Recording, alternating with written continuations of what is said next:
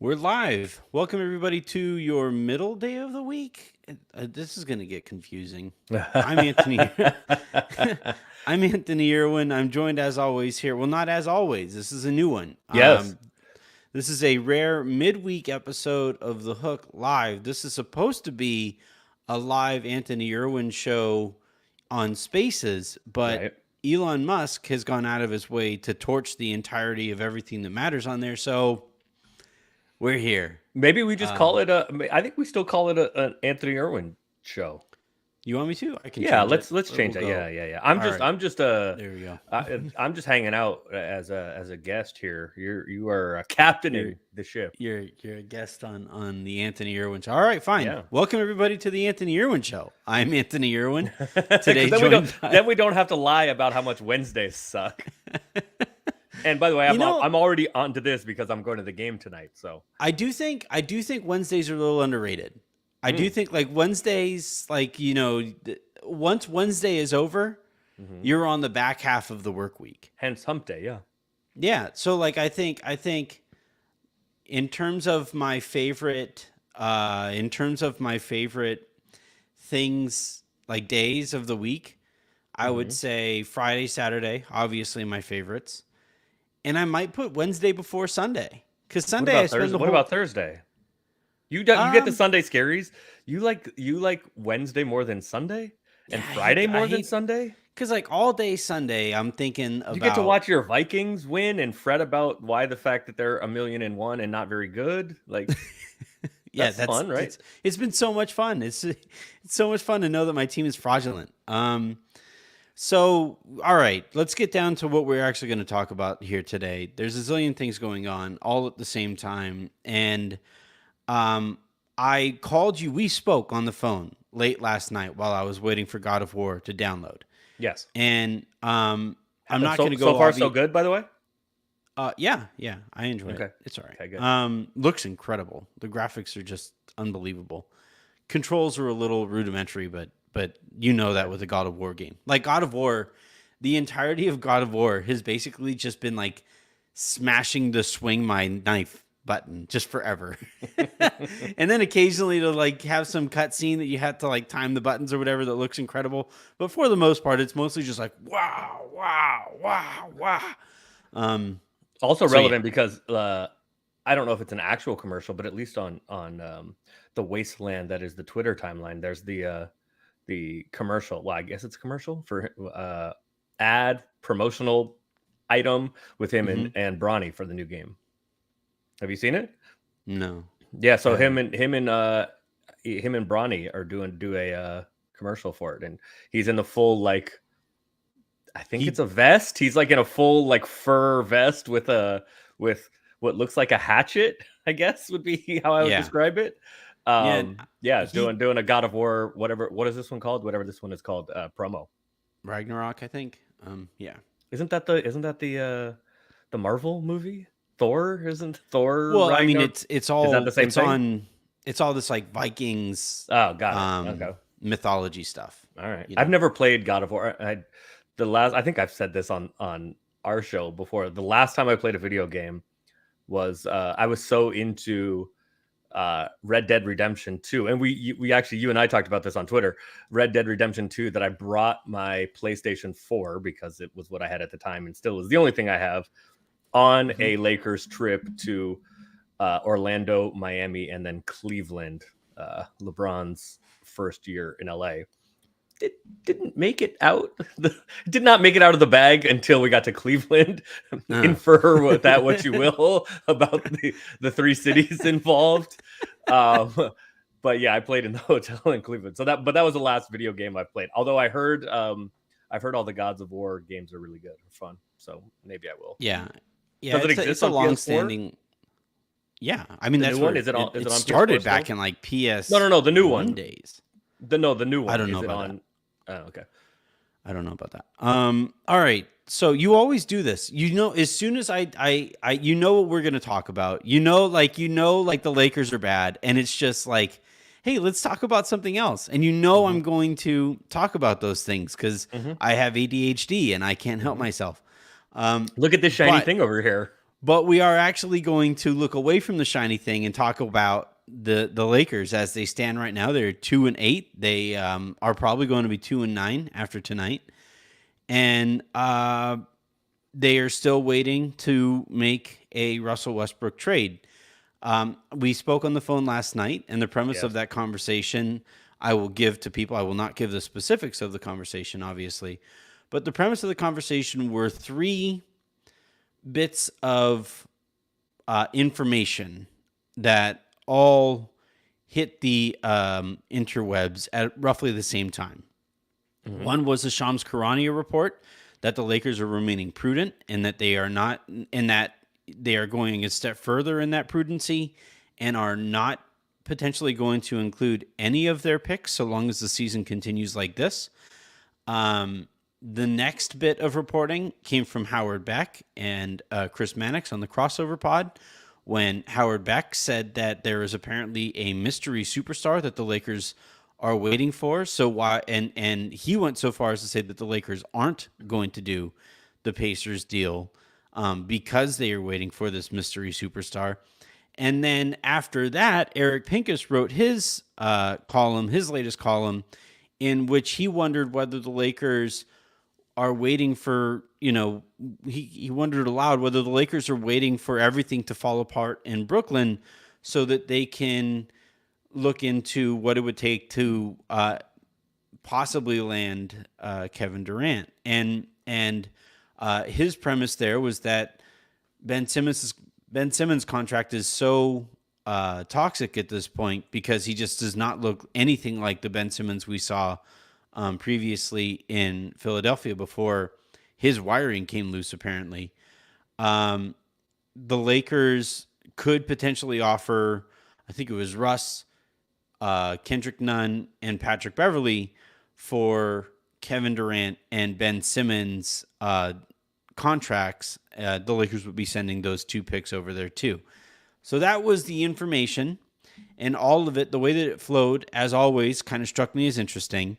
So you and I talked last night about the concept of this mystery superstar that the Lakers are looking at. The fact that the Lakers still seem reticent to move two picks for Buddy Hield and Miles Turner. And not to seem, they literally are reticent to move them for those two players because if they weren't, they would have made that trade already. It's still sitting there on the table. So, yeah, I just want to talk about all of that. I want to talk about the notion of remaining patient while the room around them is lit aflame. And I want to talk about how the impact that waiting will have, not potentially, but is already starting to have on LeBron James and Anthony Davis. So where do you want to start with all of that? Or do you want to keep talking about God of War? I talk about how delicious unnamed cognac is. Um, so I haven't listened to and that is one that's generally in the rotation, the crossover. Yeah, it's one that's generally in the rotation for me. I have not heard it yet. I've seen the quotes from it, but I have not heard it yet. So I do want to listen to it to kind of see if there's any more context there. But it's my understanding that Howard, who covered the Lakers for a long time and is well sourced around the league, he doesn't mention anybody, right? He says he tells Mannix that he'll tell him off the air who the name is that he has in mind. So I'm going to kind of do the same. You and I talked about this last night. If that were the case, I do have an idea of who that might be. Obviously, I can't talk about it because they play for he plays for another team, and nobody. I have like visions of Magic Johnson still ringing around and emails after that ringing around in my head about tampering fines. So the winking thing, the most expensive wink in the history of winking. So I'm going to stay away. I'm going to stay away from that. But I'm not sure that's true because I'm sure somebody has winked. The most expensive wink? No, probably not. Yeah, because like there's probably somebody who like winked back when winking meant more. Now like winking is more like ironic, right? But back when winking meant more, somebody like in the Wild West, I picture winking across the room, and Like when it leading to meant a more duel or to, something? yeah, leading to a duel and that person dying. Like that would probably be the most expensive wink in the history of Oz. Um, so I think let's talk about the I don't know. I think it was maybe it was the last thing that you mentioned um, about how costly it might be to wait um, to trade Russ. And I've said from the beginning of this. I mean, look, you and I've had this conversation before. I advocated before it happened. I advocated against the Russ trade, and he has been much better coming off the bench, but it has failed in predictable ways. And so I'm prefacing my comments by saying that, by saying I was not somebody that was in favor of this to begin with, and um, it has not worked in ways that I thought it wouldn't work. I thought there were ways it could work, but I did not expect it to, and it hasn't. And this roster, the construction of this roster makes more sense, is more balanced with a trade, with Russ traded. And he has been better off the bench. It hasn't been good enough. It has not been good enough to meaningfully impact winning, but he has been better. However, I think this is I don't think it is the way that, I mean, you feel this way, and I think it's a reasonable position. I just disagree with it. I don't think it is an open and shut case that this period of time and the Lakers starting 2-8 makes it more necessary to execute a trade, some trade, and get these dudes some help. They need some help. The guys need help, right? Like the roster it's just plainly isn't good enough. The team is they're just plain bad. Like it's not like, yes, they can't shoot. Yes, there's stuff here and there. They compete hard on defense for the most part. They've let the rope go in that regard a little bit here recently. Could that be because they feel like, it's harder to play defense? It's easier to play offense, but when the offense doesn't come and the wins don't come, it is hard to stay committed defensively. Is that why this defense has slipped? Maybe. And so, yeah, I mean, the team is just bad. They're just plain bad. Not good enough. But I don't know. Part of the 20 games thing, right? Which was seeing what you have with Russ, seeing if you can get anything out of Russ, seeing if LeBron and AD can be healthy, and seeing how good or not good the team is and what the team needs in said trade. And I don't think it is unreasonable to say that the team has been bad enough that I don't know that there's anything out there that helps enough to make it worthwhile. Is there something that can get the Lakers from, I don't know, I think the Lakers are currently 14th. I think Houston is the only team in the West with the worst record. Is there something that can get the Lakers from 14th to 10th or 14th to 7th? Maybe. Is there something, in my opinion, that can get the Lakers from 14th to, in the conversation with the Warriors and Phoenix and Denver and the Clippers, who also largely have sucked other than Phoenix? No, I don't think there is. And so it doesn't feel as like ridiculous as it seems to quote unquote punt on another LeBron, or not another, to punt on a LeBron James season when he is about to be 38 years old. I understand like why fans feel the way that they do, but the reality is this team might just be not good enough that it matters, that there's any trade that matters enough or helps enough for any kind of relevancy. And I understand the hesitancy, and frankly, I agree with the hesitancy to like, is there some to not trade 2 picks to go from 14th to 10th? Okay. All right. A lot to unpack there. Yes.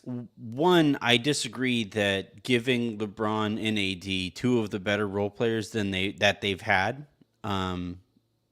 since they got here would take them merely from like 14th to 10th. That I kind of disagree with. I think Turner, like if Turner is the one that we're talking about here and Healed, because that's the most kind of pervasive trade idea out there. And I think it's the most productive one too. Like there's the Utah one that could, I guess, get you like Malik Beasley, and it could maybe get you like Jared Vanderbilt. Hold on. Let me also say this, because And we Clarkson. hear the most. I can't name the guys, but we hear the most about the Indiana deal. However, between like management and coaching staff, etc., there isn't, at least from the people I talk to, there isn't consensus on which deal is preferred. There are champions of, there are people in favor of the Indiana deal, a Charlotte deal, and a Utah deal. So there is not like consensus about which one everybody likes the best. Yeah, I wouldn't imagine there would be, because otherwise that trade would have been done. No. Let's be clear here. I'm not saying that there isn't consensus on do a deal or don't do a deal, right? Because there could be a consensus on which one everybody likes best, but still maybe don't like it enough to actually do it. I'm saying there isn't consensus on which deal everybody even likes the best. Yeah, I guess it's hard for me to believe that there isn't consensus that a deal is necessary, seeing as they're sitting at 2-8. Like, anybody who doesn't think that a deal is necessary right now, I don't know necessarily if they're paying attention, or if their No. interests Hold on. are I know a deal is necessary. I told you the team's not good enough, plainly. well, sure, but I'm But saying, that doesn't mean that it's worth it for both draft picks. well, sure. I guess well, here's the thing. All right. Um, I keep on hearing about how important these two draft picks are. They're the last draft picks that the Lakers have in their stash for the rest Currently, yes. of the decade, I guess.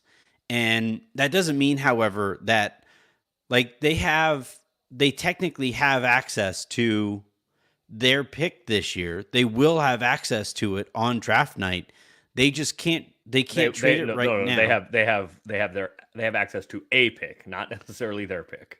Okay, so it'll probably be the New Orleans pick Seems likely on draft At this night, point, but that seems likely. they have a pick that Yes. night, right? So this Yeah. notion that they only have two picks for the remainder of the decade is kind of disingenuous. One, They only and have then two two, picks that they were able to trade currently. and two, and I've pointed this out a couple times. If they make this trade and it doesn't work out, you can always eventually trade. You can blow it up and you can trade Anthony Davis and you can trade Miles Turner and you'll be able to trade Buddy Hield expiring next year.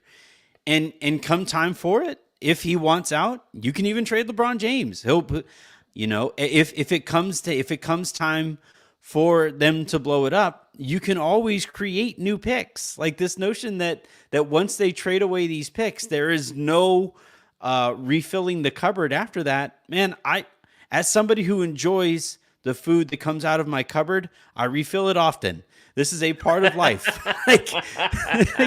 This isn't one of those situations. Go get that tikka masala from Trader Joe's. Huh? You can go right back to it. They need to build a Trader Joe's up where I live. The closest one to me is like 20, 30 minutes away, and it's in the city, and it's too far. It's just too far. So that is a good argument that I hadn't really thought a lot about until recently, but I think that is a decent argument in favor of trading being more willing to trade picks. But for me, it is not that those are the only picks available. Those are the only picks available now that you can trade. Sure. And once you use them, you can't use them again. So for me, it's not so much that those are the only picks. For me, it is you only get one chance to use them. And is what is available now the best, the opportunity cost, the best usage of those two picks. The other part of it, and this is a thing that you mentioned, that the Lakers will have another pick this year. And frankly, this is in conjunction, or could be in conjunction, with the Lakers looking for another star. Once we get to draft night, the Lakers can then trade that pick. So that takes it from 2 picks to 3 picks that are available in trade. And which they don't have now. To be fair to the point that you're making here, the jump from 2 picks, like the caliber of player you can get in return for 2 picks versus 3 picks is actually pretty significant. It is. It is, especially when especially when the 27 and 29 picks, those are among, like, if you think that those assets are out there on the market, and they are Yeah, theoretically like, for the let's be right thing, real. right? They're out Yeah. there. Those are because teams do not have confidence that, I mean, look, the Lakers are bad now, but but teams do not have confidence that the Lakers are not going to be particularly good in 27 and 29 Mhm. when it would appear that LeBron is not going to be around, and who knows about Anthony Davis.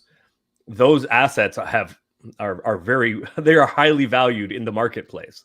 Well, but So isn't that part of my point though? And I'm going to make the case that it is part of my point. It's mhm. that like this notion that the Lakers have to build for the future while they have LeBron James and while they have Anthony Davis is I don't understand how Sure, that is something that people are arguing. Like that but you is only not but you only get to trade them once. You only we've get to seen trade those picks once. we've seen the Lakers be now bad, like bad, legitimately bad for 2 straight seasons while they have LeBron and Anthony Davis. Mhm. We've seen Rob Pelinka fail to put rosters around LeBron and Anthony Davis. What makes people think that once they have LeBron and Anthony Davis no longer in Lakers uniforms, that then all of a sudden these 2 picks in 2027 and 2029 are now going to be the difference between Rob being good at his job and not? Like right now, I just don't see how this is a Sure, front office that you can believe in without LeBron and Anthony Davis there.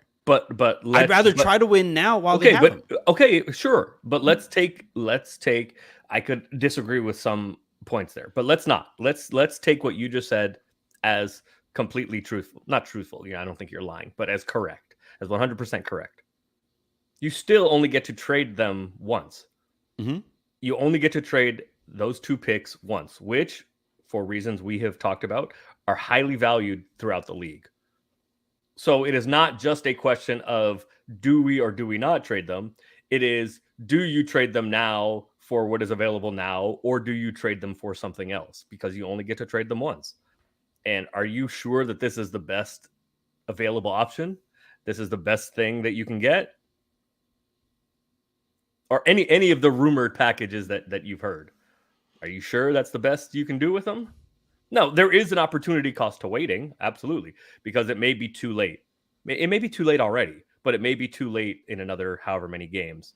Um, but then the question becomes, if it gets late, who's it? Yogi Berra that said like it gets late early around here or something. I think is one of his weird Yogi-isms. Maybe it gets late enough that it's not worth it anymore. I think that is a consideration. There definitely is a balance there. Well, but that was my point back in the summer. Was that like, all right, and that was my point heading into the season was that hey, And it's fair.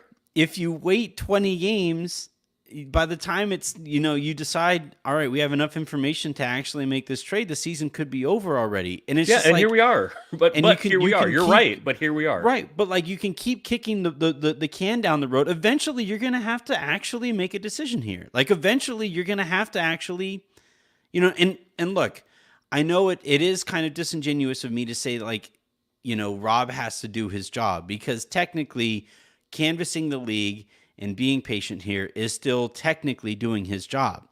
But at some point, you're going to have to put your name on the dotted line here and do what's best for the team. Like this idea and Yeah, but look, hold on. Yes, you're right. But except I would make a slight distinction. And you may say this is a distinction without a difference, but he has to do what's best for the organization, not only what's best for the team, because this is one team right now. He can't just, or he shouldn't just think about only this team. again, don't employ LeBron then. Don't employ Anthony Davis then. Like if that's the way he's viewing this, if he's sitting here saying that, hey, we have to keep an eye towards the future. It's like somebody in my mentions the other day was like, holding on to that 2027 and 29 pick might be a smart thing to do. You just never know when you might be able to draft the next LeBron James. You have the current LeBron James. It's the it's the Family Guy thing, right? It's like That pick could be anything. Could be a boat. You know, like what's behind door number or whatever. Right. You know, this It's is just like this is my favorite bit. A buddy of mine could be a goat. Like the Lakers have the goat now, but they might draft a goat after. And maybe you get this. Maybe you get this with I don't know. I don't know Jen well enough. Maybe you get this with your wife, but we have like a bit about like, you know, your wife or your girlfriend, right? You take them out to eat, and you know we're out to dinner, and you're like, why is it that we never go out? Like, why do we never go out to eat? I'm like, what are we doing right now? We never do any. We never go out. Yes, we do. We are out presently. Yeah. So I don't get that too often. You could have the next LeBron James. Well, you have LeBron James. That is fair. However, it is also fair, I think, that is LeBron. I am not ready to write LeBron off yet as like that dude, and can still be that dude. But I think there are questions about it. I happen to believe that it is mostly due to virus and, you know, his foot being a little beat up. But like, yeah, the next pick is not going to be the next LeBron James, because there won't be. But I think it is a fair question. How much can LeBron give at this point? And does he need help? Yes. But I don't unless think he can be that dude, is it enough to hold on once? And the other part of it is, and I know this to be the case, part of the, you know, let's wait 20 games thing, the Thanksgiving thing that came out, I don't know when that came out, a couple weeks ago. Two things. Basically, every NBA coach, executive team views the season in quarters, right? 20 games, 20 games, 20 games, 20 games. But part of it, as it relates, count. No, yeah, just throw those games out. Yeah. Yeah. Okay. Or the first two. 20, it's 20 and a half games, 20 and a half games, 20 and a half games, 20 Thank and a you. half games. Yeah. Much better. There you go. You like that better? So at halftime, at halftime of their of the 21st 20th game. No, the 21st game. We got to finish the 20th. Halftime of the 21st halftime game. of their 21st Then game, you the can Lakers make will be all ready sorts to of make a trade. Got it. You know where you stand at halftime of the 21st game, and only then. Part of it is, or was, and is seeing how good or not good the team is. Are they good enough to compete with help? But part of it is the health of LeBron and AD. I can't remember who was it that you had on. I apologize, but this was, I think, in the off season. Oh, I don't remember who it was that you had on the show, but it was in the off season. Was it? I think it was. I think it was Dan. There's so many star-studded guests who stopped by my show, you know, starting with you. You're a guest right now on the Anthony Irwin Show live. Indeed. I believe it was Wiki. I believe so. And he said, like, the worst possible outcome to all of this is, this was in the offseason before the season started, if the Lakers trade those two picks and whatever, Russ and whatever else, and get whoever they get, and then LeBron or AD or both are hurt, and the team is terrible anyway. That's the worst case scenario. And so part of the 20 games thing is seeing how healthy those guys are going to be. They've been healthy-ish, kind of, like, sort of healthy. So that's part of it also. And again, like, I understand why fans don't like it, because losing sucks. But, like, is there something, and maybe there is. I personally don't think there's anything out there that we know of yet that is worth giving up two picks for, that puts this team in a place where I'm comfortable saying, all right, this team's got a shot at it.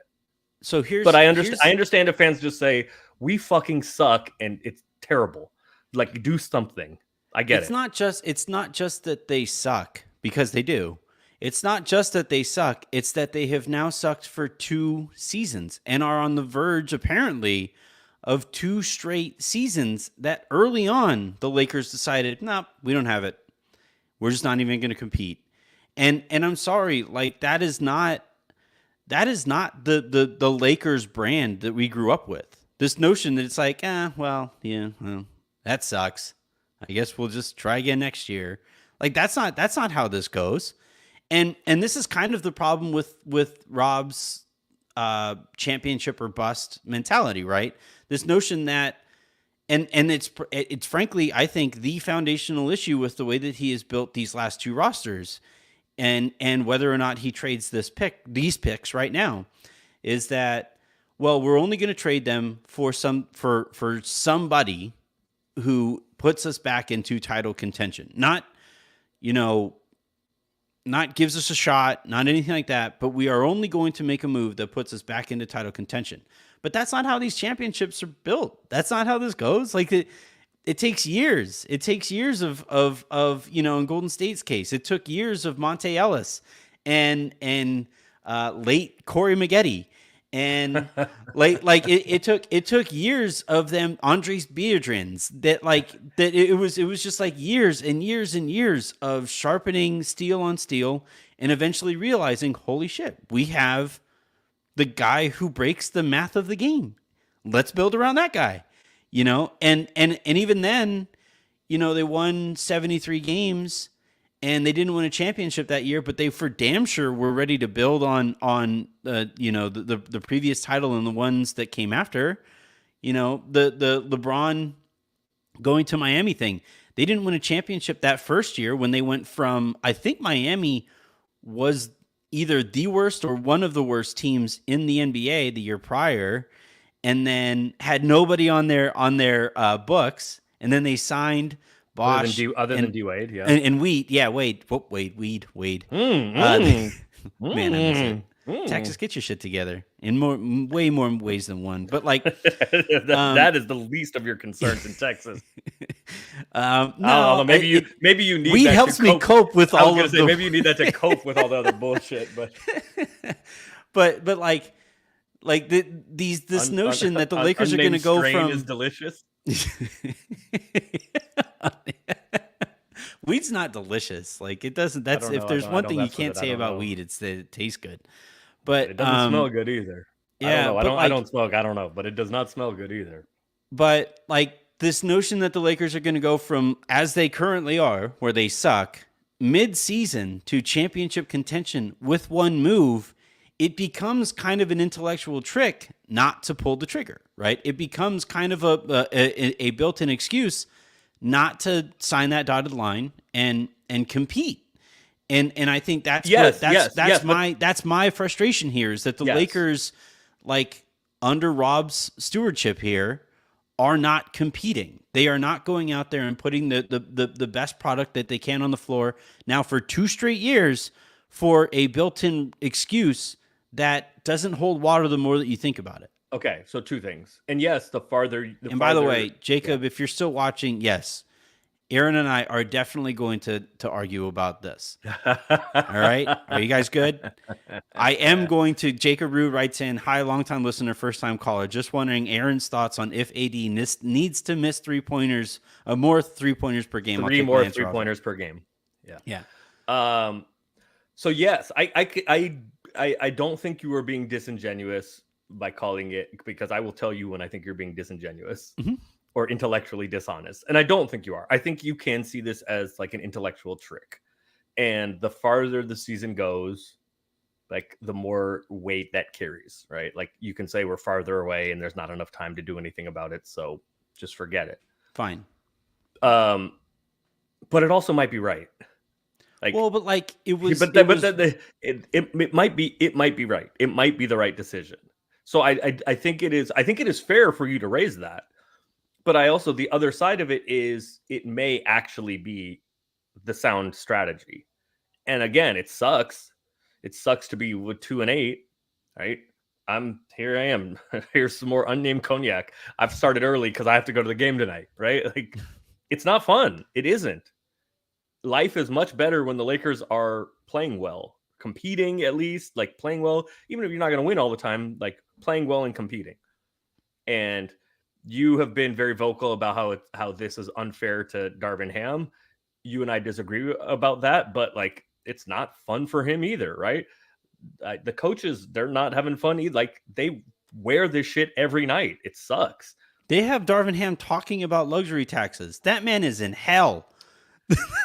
Yeah, I don't know what that was about. That was a strange one. But just not like on him strange. That, like, the whole thing was kind of strange. But like, So after that happened, Yeah. I reached out to people who have been in the league for longer, and I canvassed probably, 6 or 7 people who like collectively have like 200 years or so of collective NBA or covering the NBA type of experience. Hmm. Nobody Nobody said they have ever heard that from a coach before. That was a first. I That mean, was yeah, that was wild.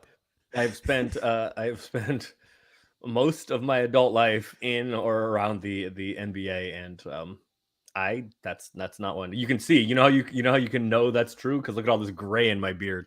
Um, yeah, no, that was one that I'm still going I've strong. No I grays was up in the hair, and I missed one. I make Oh sure no, to my keep hair the. is good. That's why I shave the No, sides I because see that's I see a a little little touch. salt and Salt and pepper up pepper. there. That's yeah, salt and pepper. It makes me distinguished. James Bond. Sean Connery makes me distinguished. John Ireland said I was the James Bond of the Lakers traveling party. So it was, I think, the nicest thing that Sean anyone. Cognacery, right? Like, There you go. there you go. Uh, no, I have no idea. So you're not wrong. But here's what I will say to Lakers fans: like, Lakers fans obviously care. The Lakers have some of the best fans in all of sports, and Lakers fans fucking care. How dare you? We What? have the best fans in all of sports. All of you Okay. listening right now, you're the best of the best of the best. Okay. Pat yourself on the back. Lakers fans are the best fans in all of sports and care, right? And True talks about this a lot about how coming from Minnesota, like it's not even Lakers fans so much. It's the city of LA has this reputation that like you show up late, you leave early, and fans just want to go see and be seen and don't care. Lakers fans are really good and very knowledgeable, and crypto previously Staples, people know when to cheer, like they and really get into it and lift up the team, and also express their displeasure when they are displeased. Mm-hmm. And so he was struck by like how good Lakers fans are, and so Lakers fans really care, which is great. But I care, and Lakers, the coaches care, and Darvin cares, and Rob cares, and Jeannie cares. This doesn't mean everybody's going to have the same idea about what needs to be done, but like whatever happens or doesn't happen, if it does end up not being a trade, it's not because anybody is okay with losing. It is not just like sit back and whatever. And my point in saying that is what you're saying is fair about the team being terrible the last 2 years. But it is not from a lack of like, just whatever. Who cares? We'll get them again next year. I guess I just don't care how much they care if the lack of like the results aren't there. I know, Like, but the point is there is I think it is a reasonable discussion, not for this team. This team right now needs something. Anybody that can help immediately. Poor Darius is out there writing about how Dennis Schroeder and Thomas Bryant coming back are helping. You guys have put Darius of hell in hell. Yeah. Yeah. Like, no, I'm not gonna lie to you. 2 minimum players coming back is like, all right, maybe we have one more. I'm not NBA gonna lie player. to you. It's not fun. Again, it's like I'm not trying to sugarcoat this. It's not fun. However, I think it is a reasonable discussion about whether it is best for the organization to just do something to help this team at the expense of those picks. I don't think it is as black and white as fans often try to present it. Because the team is terrible. They're just plain bad. Maybe I'm not sure there's anything that gets them to a level that gets them to a level that it matters. The difference is that we knew they were going to be terrible. Like anybody who saw this roster heading into the season knew that it was going to be bad. It's not like. But what does that I would understand. Now? Here we are. Fine, but here we are. I would understand if this was an injuries thing, right? So 2 years ago, when the Lakers lost to Phoenix in the first round of the playoffs, I had more sympathy for those lack of results, right? They pulled the trigger on a Dennis Schroeder trade, and wound up being kind of sort of right about Danny Green. He hasn't been the same since that playoff run. Yeah. Montrezl Harrell, I still am. I was not a particularly fan of that signing. I would have preferred Ibaka, but either way, like Ibaka Okay, hasn't and been Bog ain't done nothing since he hasn't either. he hasn't been good either. And that team, by the way, at the beginning of the season, Marc Gasol and LeBron James was a revelation. I loved watching them play basketball together. They were really good. Then he got sick. Then they signed Andre Drummond, and everything went to shit. And like, but that I looked at and I said, you know what? Like that's an error of commission, right? Mm-hmm. These last two seasons, especially since last trade deadline, have been errors of omission, right? We knew at the trade deadline that Russ and this roster were not going to produce wins. Even as he has moved to the bench, and he has been better since he's moved to the bench, you're not going to be very good if $47 million is coming off of your bench and can't finish games. So Oh, you're right. like, And he's turning the ball. He's still turning the ball over way too much. You're correct. well, and his defense is starting to slip. But again, like all like even his defensive slippage has been predictable too, because like eventually like he's gonna realize, he's gonna look around and be like, yeah, I mean, I gave it a go. I showed you guys that I'm willing to accept this role. NBA teams out there, y'all saw it. If you want to sign me whenever I'm traded and bought out, awesome. We're good here. Good. All right, let's all move on. Like I thought he was, if you were just watching, he looked good in in the Utah loss. But then you look at the stats and he's a minus 22. And it's like, and then you watch him a little bit closer, as I did in rewatching the game, you're like, oh man, his defense. I mean, to be fair, everybody, sure. And it doesn't help that right now Utah cannot miss. Like they are with some of the shots they are taking, it looks like they are trying to miss and they can't. It's kind of like Pleasantville. Did you ever see? I mean, Pleasantville is extremely white people movie. No, that's white people stuff. I ain't never seen. But like, there's a I've never scene even where, heard of that. oh, it's an old movie, old movie. Oh, okay, no. Not. I guess I'm not that old. It's not like in black and white or whatever. But like, one of the characters, walks into this gym, and Pleasantville is like this. The notion of it is this like perfect society. Everything about it is great. Blah blah blah. Okay. And this guy walks into the gym, and the high school basketball team is practicing, and every shot that everybody takes goes in.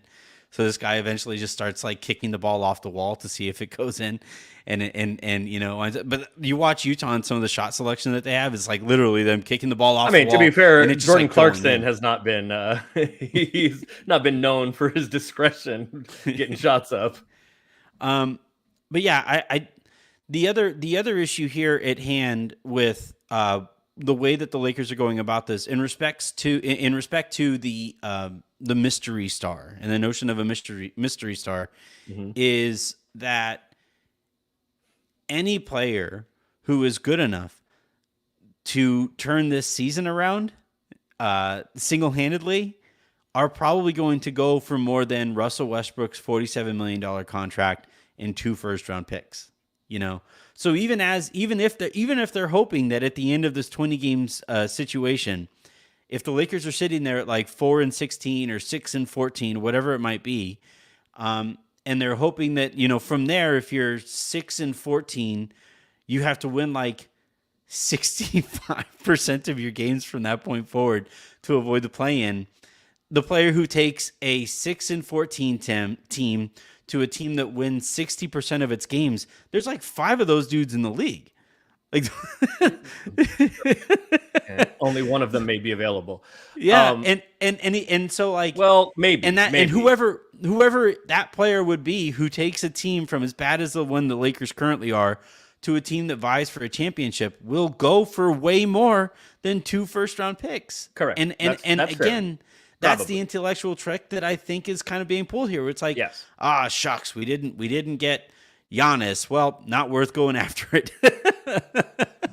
Okay, so I'm gonna play both sides here. So one, that is a reason why maybe you don't do it.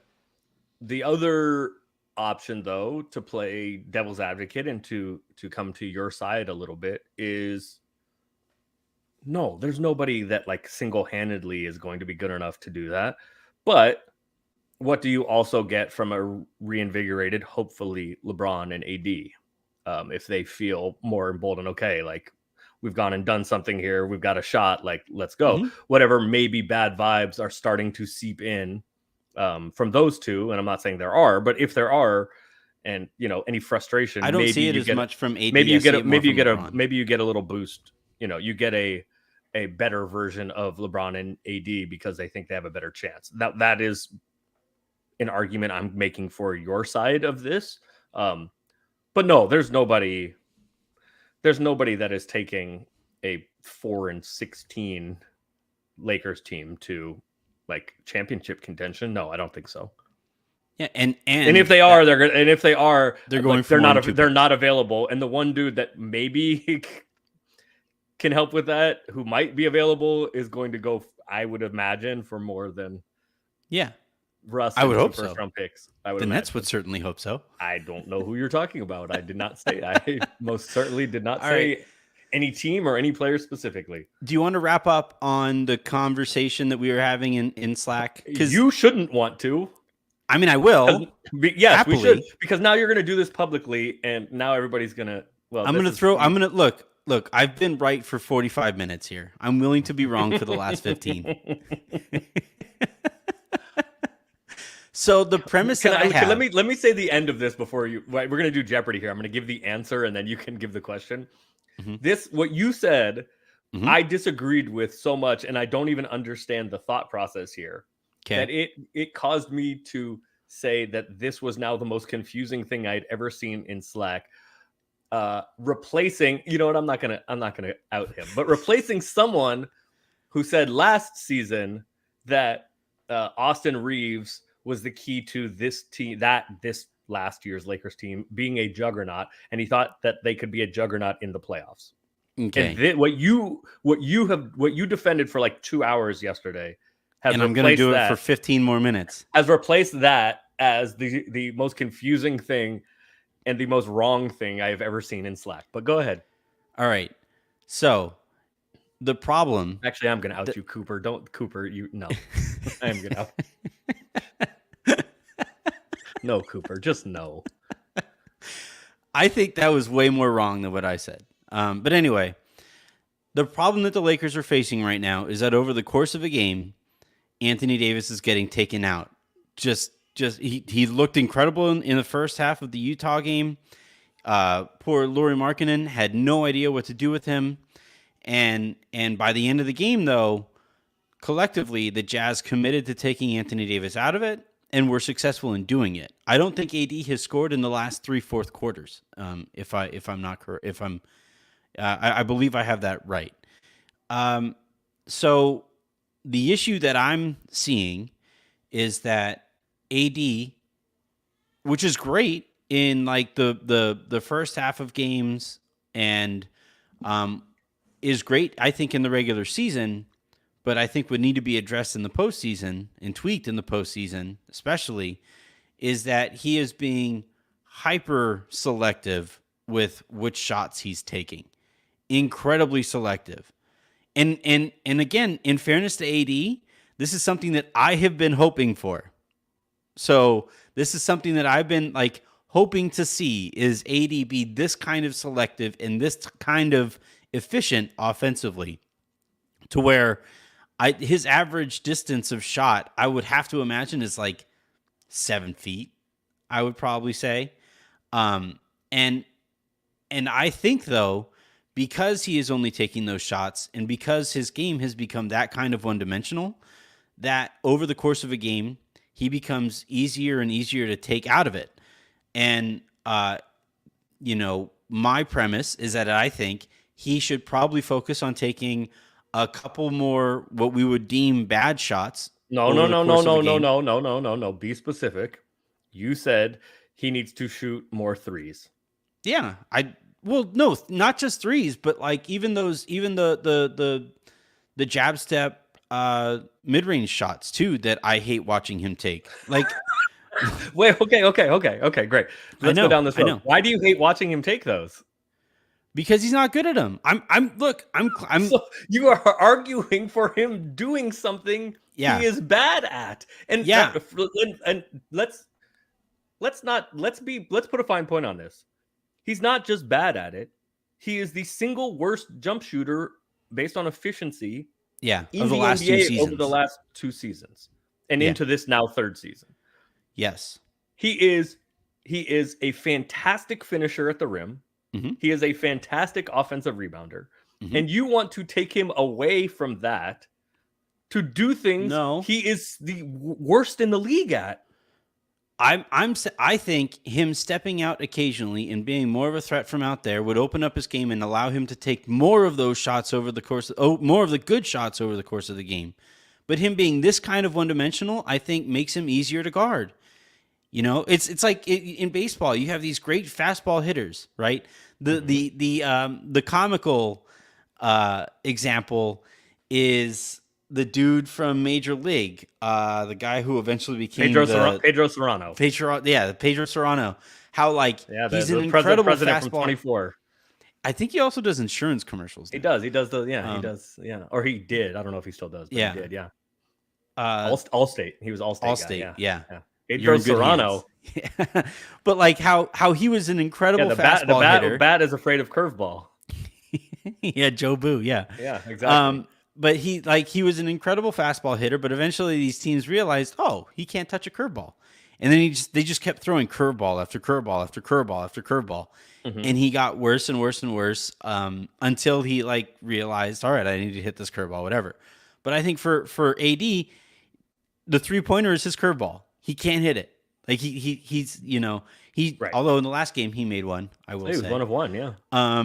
But I think though that showing an ability to or an interest in shoot that 3-pointer makes it so that you to go back to the Serrano example, it makes it so that Serrano, if as soon as he starts punishing 1 or 2 curveballs, it makes it so the pitcher can't just feed him curveball after curveball after curveball. You wind up having to throw him a fastball, and then you hope to take advantage of the fastball when you get it. And I think here with AD, if he steps out and if he takes, I'm not saying that I want him to shoot volume threes, that would be counterproductive, right? But if he steps out and if he shoots 2 or 3 3-pointers a game, and if he hits them at a decent enough clip, I think. Where are you getting at a decent enough clip? I don't think he's you honestly think he's a 19% 3-point shooter. You think he's that bad? I don't think he's that bad. He's shooting 20, I don't know, what is it? Actually, he may be up, but I think last I looked, it was 22% this year, 24%. I wonder if he's better from there than LeBron so far this year. He probably is, but LeBron's been terrible. But he's also taken 1/10 of the attempts that LeBron has. And that ratio should remain the same. I think he should I'm not saying that I want him to become Danilo Gallinari. Okay, so I'm not saying I want him to become Christian Wood. I want him to step out and show that he's interested in shooting that shot so that he sees more fastballs. Okay, but here's the problem. I mean, there's so many problems with this, but here's a few of them. One, the baseball analogy doesn't work because baseball is an individual sport that masquerades it's like a bunch of individual events that masquerades as a team sport. That you tally up, yeah. Basketball's not like that. Baseball, if Pedro Serrano's going up and you throw him a bunch of curveballs and he can't hit, you don't have any other options for that at bat unless you're going to take him out of the game. In basketball, the difference between AD shooting a 3 is all of the other offensive options that you have. Yes, you're right. The Lakers desperately need to get to more Austin Reeves 3-point shots. There are so many incredible options that the Lakers have here. But okay, fine. Let's be honest. That's better than an Anthony Davis 3 at this point. Slightly. It just is. And here's the other. I don't know why you think it is more efficient for Anthony Davis to do. I'm not saying efficient. He is terrible at. I'm not saying he's efficient. Frankly, terrible at it. Now, I'm not if saying you want to say efficiency. how did you not get any better in the offseason? Well, go ahead. I'm saying I wrote for Silver Screen and Roll that I think he's being too focused on efficiency. There's a difference between efficiency and productivity, though, and I think his focus on efficiency has taken away some of his productivity. Dude, he hasn't scored in three straight fourth quarters. Yeah. And your premise is that defenses start taking him away at halftime? Yeah, There are I think he is like the number 2 guy, and last night he's the number 1 two 2 nights nights ago. ago. He's the number 1 guy on the scouting report. It is not like Utah's not like, well, just let him cook until halftime and then we'll guard him. No, I It is know. I not. think It is not his lack of shooting threes. It is not he is one dimensional offensively that is making him pretty dominant in the early in games and sort of invisible non-existent. sort of invisible later in games. It is not because these teams I are think just it's a saying let you combination of cook. factors. It has to be a combination of things. You don't go from dominant to non-existent with it just being one thing. Like unless the one thing is that he just doesn't care in the fourth quarter. No, Which, no, by no, the no, way, no, no, no, no, no, no, no, no, no. I think no, I do and think I don't think that's the case. I don't But I don't think that's the case. I do think that his, and this goes back to last year. I do think he's heavy. And I'm not saying like yeah, I saw a clip the other day. I don't think it's I'm not saying fat. I think he is still carrying too much weight, even muscle carrying too much weight, and I think he is wearing down later in games. I saw think a that is the clip primary thing of his first game as a Laker, uh, 4 seasons ago, right? I saw a clip of him that first night. It was against the Clippers, and I was struck by how different he looks. He looks way bigger now, way less agile, way less explosive. And that, by the way, that could be. And again, I'm not saying he's fat. He's too old for it to be like Father Time, or he's too young. Sorry, it to be like Father Time. And as somebody who has had multiple back surgeries, I think that also could be a factor in his back. His back bothering him. Mitch, what? you're an asshole. Mitch, Anthony Davis looking like Anthony Irwin. Man, just sitting here, just shot in the forehead by a stray. So Mitch, does anybody? Well, look, here's my. I don't think when you have a menu of offense, right? You have all kinds of things you can go to. So back, even like what I played actually, or even in pickup, it doesn't matter. Sometimes you get a shot, and I would look at what's that famous the Patrick Ewing, Georgetown thing? Like when somebody takes a shot, he's like, "Do you practice that shot? Is that like, you think that's a good one?" I would always just look at my teammates when they took a shot. I'd be like, "That's the best one we can get." Whether it's early in the shot clock, whether it's somebody shooting from a place they shouldn't be shooting from, whatever. And so when you have a menu of options on offense, an Anthony Davis jump shot is going to be pretty far down the list of best options. And I reject your premise that the reason the fact that he is not shooting threes or mid-rangers, etc., threes basically, is the reason why he is struggling later in games. I reject that premise. And it's just inefficient. It's just bad. Him shooting a three-pointer is just bad offense because they don't go in. I don't know why you want him to do something he's not good at. I don't take him away from something he is good at. I have seen bad shots, right? I know what a bad jumper looks like, and he doesn't have what I would consider a bad jumper. Fine, I agree. It's a jumper that should go in way more than 19% of the time. But it doesn't. Well, but we'll never find out whether it was last year was an outlier. Yes, we have found out. Last year was last year is not the outlier. The bubble is the outlier. No, 19% is very much the outlier too. Like it's just the outlier on the other end of the spectrum. Shooting 25% now. That's a lot more than 19. Like, can he get to like 28 to 30? Like, could he get to? If he can get to 28 or 30, and if he does, then the Lakers' offense becomes a lot more. In Rob Pelinka's own words, that efficient? would dimensionalize the Lakers' offense. Like it would. Yeah, but what would be better than another option. You know what would be better than him shooting 28% from three? Him taking all of those shots in a more efficient manner, something he's really good at.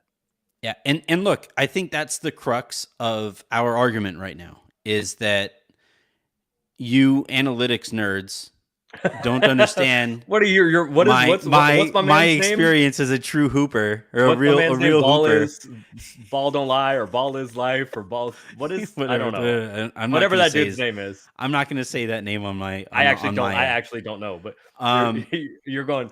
Yeah. No. I'm just You an nerds analytics out nerd. there. You're a true hooper. You Okay, I like this. I like this. You you know nerds out ball. there. I like this. Don't.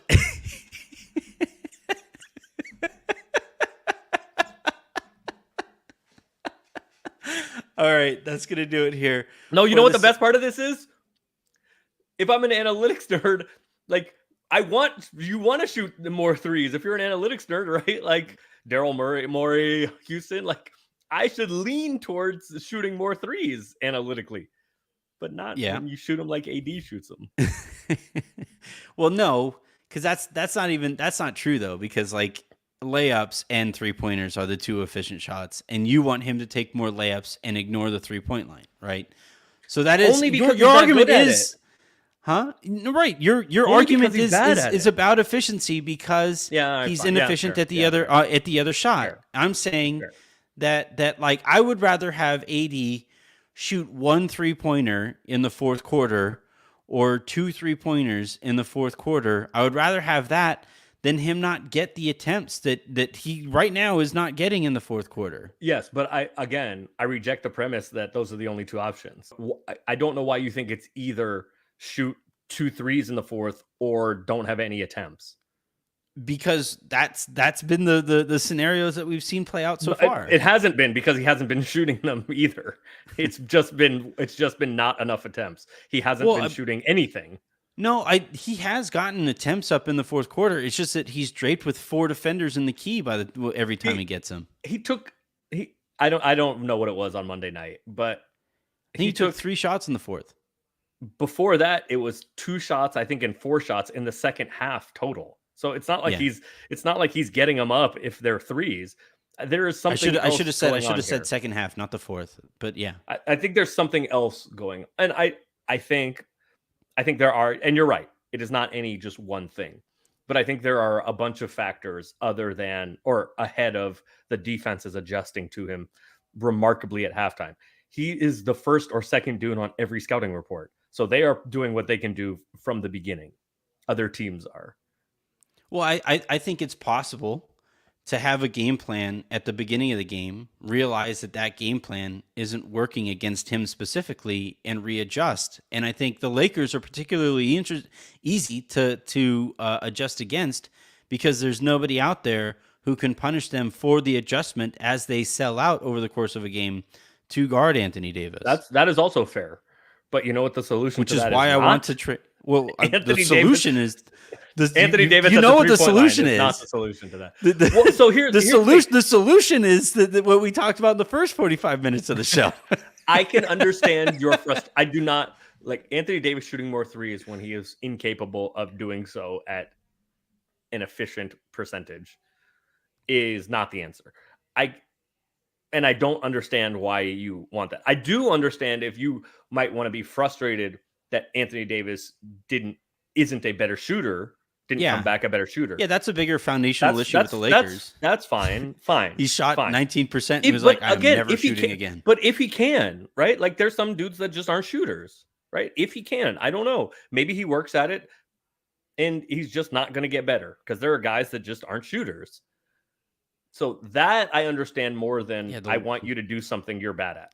The Lakers have one of those guys at $47 million something you're good off of at. the bench. All right. That is going to do it for this episode of the Anthony Irwin Show. So I'm going to be completely honest with everybody. I am building our Wednesday programming up in the air while it's up there. I would like for it to be on Spaces, but Twitter is a dumpster fire right now, and apparently they fired all of the people who watch, who were in charge of Spaces. So that might bring no some longer of them be back though, because I heard they fired everybody and then brought a bunch of people back because well, whatever. But the other part of this is that I might make it a YouTube roundtable show on kind of like this, but welcoming in more people from Silver Screen and Roll. We might have people on in more of a radio style if I can figure that out here on YouTube. Uh, to be completely honest, YouTube is a lot easier to monetize than Twitter Spaces, Oh, so that is something to consider here as well. But as I figure those stuff out, I and got like a figure dollar that out with our 32 coming team. to me. What's that? I got like a $1.32 coming to me. Yeah, you're welcome. All right. But as we figure this stuff out, and as we figure this out as a team, you guys will know about it as well. What I'm not going to do is sit here and wait 20 games to not address any of the issues, so you can rest confidently that I am more committed to this than some other people might be. All right. What do you We'll think? talk to Actually, no. What do you think happens tonight? They lose. I think they're going to lose. Yeah, but like, what do you like? Okay, give me a little bit more than that. What do you think happens tonight? That's all that matters. They're going to lose again. They're going to be 2-9, and we have nine more games to go until the Lakers can make a trade. No, I think they're going to really struggle. Paul George is playing really, really well lately. He is. And they don't really have an answer to guard him and also the rim at the same time. And that makes me nervous. Like it you know, they could, I guess, in theory, put LeBron on him, but LeBron's coming back from a sickness and still apparently has that foot issue. Yeah, his foot's bothering him. So that can't really be a solve. And if you put Anthony Davis on Paul George, that opens up the paint. And Damian Jones hasn't been playable, and Wenyen Gabriel would get stuck in Ivica Zubac's stomach somewhere if he had to guard him. So how are you doing with your large adult son not having such a great really go disappointing. Of it? I just had to bury him last game. Did you see what THD did to him? Yes, I did. Yeah, held the funeral and everything. Oh, I'm hoping he can be reborn from the ashes like a phoenix. okay. And come back and look like 10-day Damien.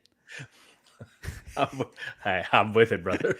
10-day Damien Jones. 10 Damien would help. I'm with it. We just came up with the name 10 of every Damien? time he does 10 Damien back. Let's go. 10 Damien. Talk to you I like guys that. next week.